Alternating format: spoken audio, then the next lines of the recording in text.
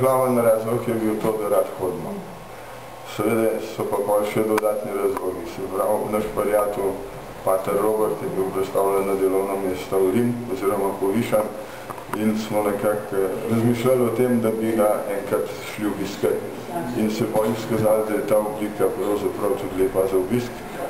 Smo pa izkoristili tudi to praznovanje 800-letnice hodil Svetega Frančiška, oziroma potrditve teh hodil.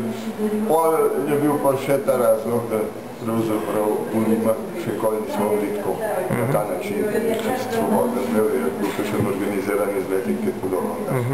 Šli ste pa iz Kopra, ne? In koliko kilometrov ste porabili do Rima?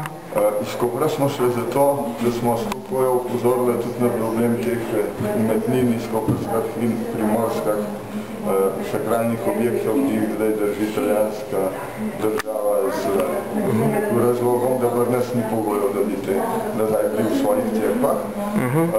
Prehodila sva pa mehne več, kot je bilo namen, cirka 850 km, 50 dneh hoje.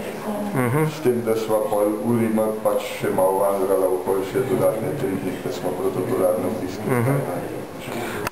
Pa sta bila kaj užuljena? Ja, na radioogništvu sva dala izjavo, da nama žuri nič ne pomenijo, ampak dejansko po 20 dneh so se začeli pojavljati, oziroma že malo prej, ampak to je bilo čist najna neumnost.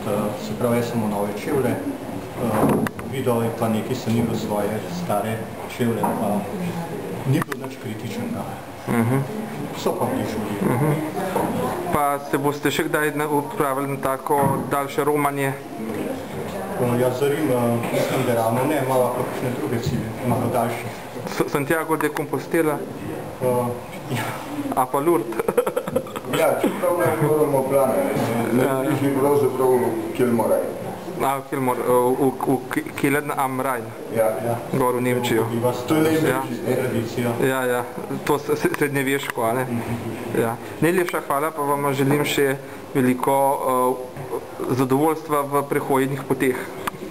Hvala lepa. Hvala.